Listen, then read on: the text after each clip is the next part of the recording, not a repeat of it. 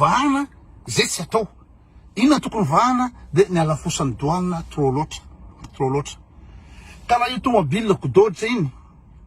andeha alefa Madagasikara tsy mitena mahina raha lefa mahina le anaty poubelle andeha andary anazy io zao andeha anazy any poubelle any Allemagne eretinareo hoe ny amerdement mahazo hoe brava miasa zany zao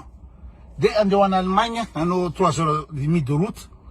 de tsy fantatra na tafaverina androany na tsy tafaverina na rapitso fa rapitso miditra 12 any ampiasana de tsy maintsy anenjika an'izay de tena hoe azakazaka be andeha anary tôbila ny andehanako any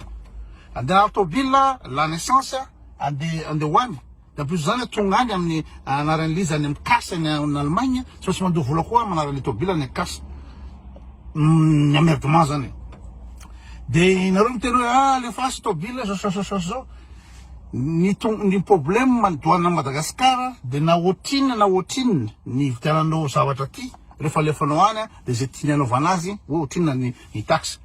eran'izao tontolo zao ny douane de en fonction ny facture anao hoe ty le ino moa zany le facture vitianako le entana de le pourcentage amin'iny no aloha amin'ny douane ohatra tsy haiko hoe 15% 20% ny vidiny ny vidianana azy zay eran'izao tontolo zao amin'ny firenena misy atodo fa Madagasikara tsy raharahany zay ny vidiananao an'iny fa zay tiany ataon'iny fa avy 300 eny avo arivo eny le zavatra avoakanao Madagasikara de tsy intéressant mihitsy ary mankaleo mankandoa c'est de ina problème de base de hoe lafo loatra le douane satria ina ny antony namidiny raha valo manana amin'olona any Cameroun sa aiza ny migerer ny douane atsika mba firenena mamana ina moa zany souveraineté ny Madagasikara firenena mba manany maizy azy mba manany misy maolona azy ny firenena zany de manana ny frontière zay ny tsona firenena manana frontière manana ny ino zany langue nationale zay rehetra ka raha ohatra ny frontière anao mbola olona avy any ivelany ny mitantana frontière anao de ina tsona ma firenena anao am'zany olona dondrona be satria inona azahoana intérêt indray io na amidiny raha valo manana amin'ny ina moa zany amin'ny entreprise privée any izy de mitrako général le dala de zay ka raha ohatra hoe tsy haiko tonga ny 2023 de alors raha valo manana tena lay be to raha valo manana lay be ahoana namidiny ny douane namidiny any ivelany